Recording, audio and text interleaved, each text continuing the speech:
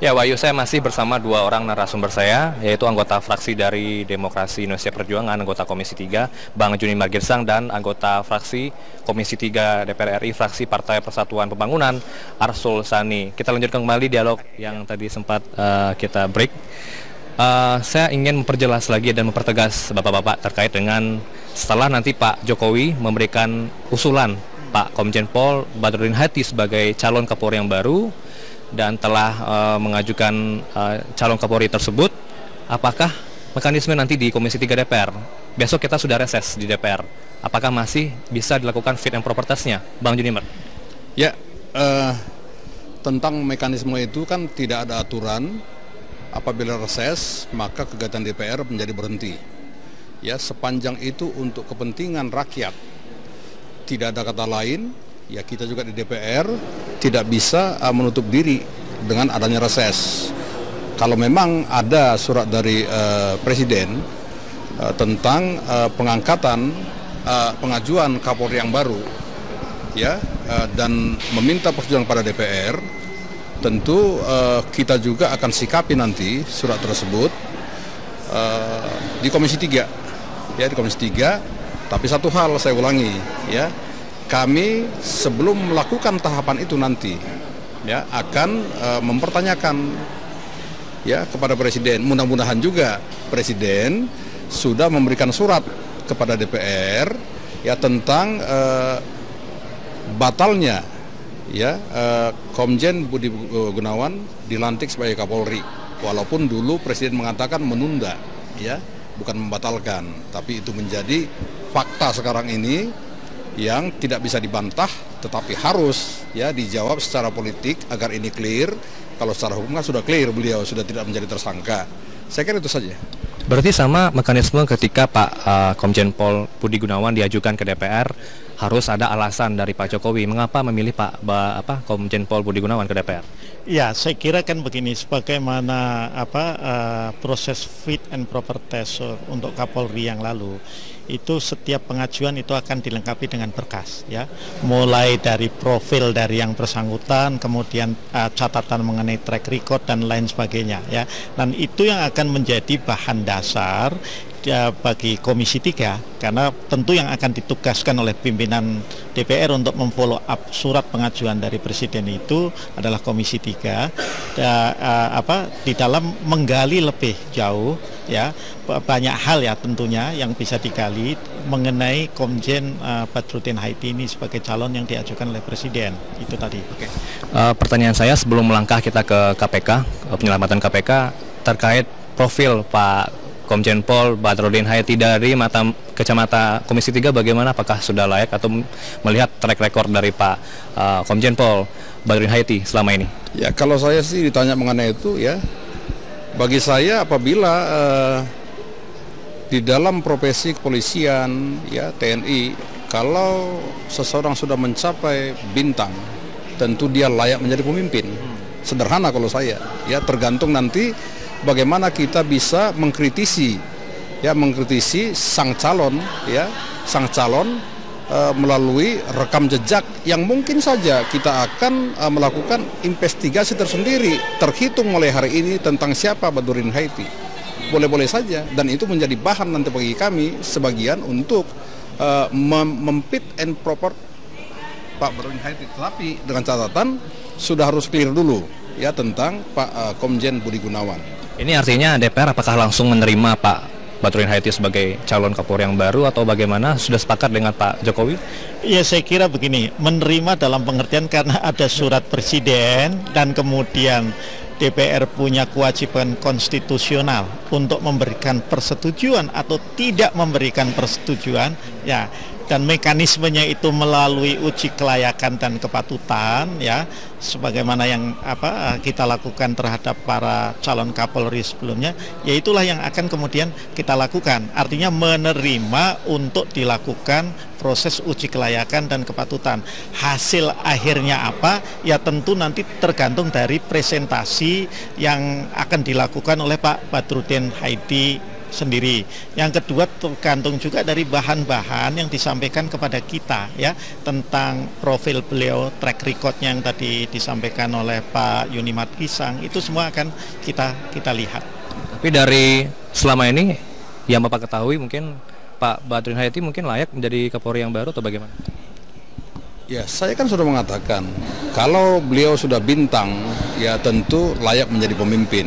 Tinggal kita nanti ya mengkritisi ya sampai sejauh mana track record beliau ini setelah menjadi bintang misalnya. Itu satu. Kedua, mungkin saja nanti saya juga dapat SMS ya mengatakan bahwa kalau Pak Badrodin ya sama saja misalnya dengan Pak Budi Gunawan karena beliau juga katanya masuk dalam daftar rekening gendut. Tetapi itu udahlah, nanti itu akan kita evaluasi di dalam fit and proper test. Kita tidak perlu pertanyakan sekarang. Yang kita tunggu di DPR ini adalah klarifikasi surat resmi dari Presiden kenapa sampai Komjen Budi Gunawan tidak dilantik.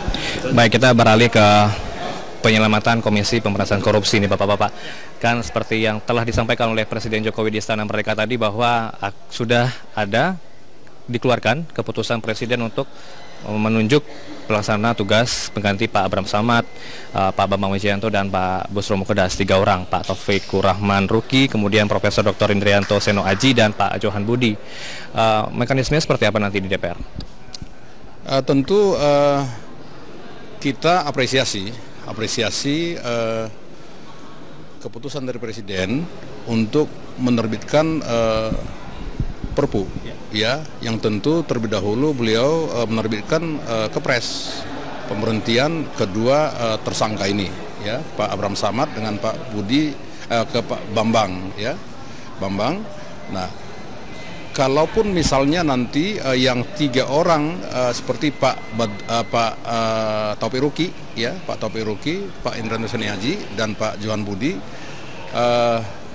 menurut kami ini kan semua sudah teruji, apalagi Pak Taufik Ruki sudah pernah menjadi ketua KPK dan pada masa beliau itulah KPK ini betul-betul menunjukkan KPK yang bekerja secara maksimal tanpa ada celah atau cacat yang terjadi pada saat itu. Artinya ini tidak perlu lagi fit and proper test 3 orang PLT ini? Ya, seperti ini kan Perpu ya. Perpu itu begitu diterbitkan langsung berlaku dan kemudian dimintakan persetujuan kepada DPR ya. Karena ini langsung berlaku, maka penunjukan pimpinan pengganti KPK itu ya tidak perlu kemudian melalui proses uji kelayakan dan kepatutan di DPR ya, itu akan langsung berlaku. Tetapi sesuai dengan hukum ketatanegaraan kita, Perpu itu nanti akan disetujui atau tidak disetujui oleh DPR dalam masa sidang berikutnya. Nah, disinilah kemudian Presiden akan perlu untuk melakukan komunikasi dengan DPR ya. Tentu dari sisi Presiden berkepentingan agar Perpu ini dapat disetujui sehingga pimpinan sementara atau pimpinan pengganti KPK yang 3 orang ini dapat bekerja paling tidak sampai dengan akhir periode ya kekomisioneran KPK yang ada sekarang, kira-kira pertengahan Desember ya, pertengahan Desember. Artinya nanti setelah Desember 3 pimpinan pengganti ini habis masa jabatannya diganti dengan pimpinan KPK yang baru ya? Betul. Ya, seperti dengan kata Pak Asrul ya begitu ya, sampai Desember ini akan berlaku untuk yang 3 komisioner ini karena ini kan PLT ya, PLT. Ya. Nah, setelah Desember tentu mereka berakhir dan hasil dari pekerjaan Komisi 3 ya melalui bukan tim ses, pansel ya, yang kami fit and proper test ya, itu menjadi ketua dan itu yang menjadi para komisioner termasuk yang 2 sebelumnya ya, Pak Robi Arya Brata dan Pak Busro Mukodas. Dan Pak Busro Mukodas, salah satu dari mereka nanti menjadi masuk ya di dalam komisioner itu. Ada kemungkinan mungkin Pak Robi Arya Brata dan Pak Busro Mukodas langsung ditunjuk langsung jadi pimpinan KPK? Tidaklah, jadi seperti ini kalau nanti sebelum Desember ya itu akan dibentuk kembali pansel ya, tentu ini porsinya pemerintah ya, kemudian pansel akan menghasilkan 8 orang calon pimpinan KPK bersama 2 orang calon yang sudah ada ya, itu akan menjadi 10 calon. Dari 10 calon ini nanti akan dipilih 5 orang, ya. Jadi Pak Robi dan Pak Busro itu akan menjadi bagian dari 10 orang yang akan dipilih menjadi 5 komisioner KPK untuk periode 4 tahun yang akan datang. Ini berarti Pak Robi Aryabata dan Pak Busro Mukdas harus menunggu sampai Desember nanti ya? Salah satu dari mereka, ya, bukan dua-duanya, salah satu. Jadi 1 dari 2 yang kita pilih.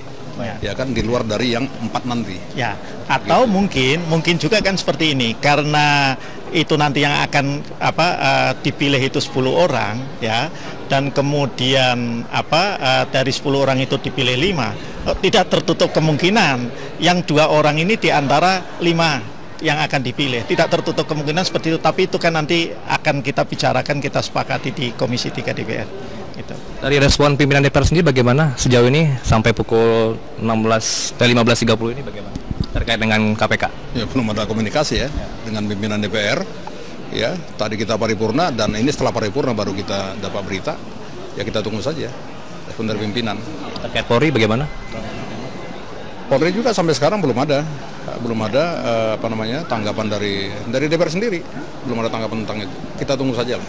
Terima kasih Bang Juni Mart, terima kasih Bang Sarsul atas waktunya. Ya. Demikian Wahyu perbincangan saya dengan anggota Komisi 3 DPR RI fraksi Partai Demokrasi Indonesia Perjuangan Juni Mart Girsang dan anggota Komisi 3 DPR RI fraksi Partai Persatuan Pembangunan Arsul Sani terkait dengan tanggapan dari DPR bagaimana keputusan dari Presiden Joko Widodo yang telah memutuskan bahwa yang pertama mengusulkan Komjen Pol Badrudin Haiti sebagai calon Kapolri yang baru, membatalkan calon Kapolri Komjen Pol Budi Gunawan. Kemudian poin kedua, Presiden mengatakan bahwa meminta Pak Komjen Pol Budi Gunawan tetap berkontribusi di Kepolisian Republik Indonesia, dan yang ketiga, Presiden Joko Widodo juga mengeluarkan Kepres nanti mengenai pengganti pimpinan KPK yang sudah menjadi tersangka, yaitu Ketua KPK Bernard Samad dan Wakil Ketua KPK Bambang Wijoyanto.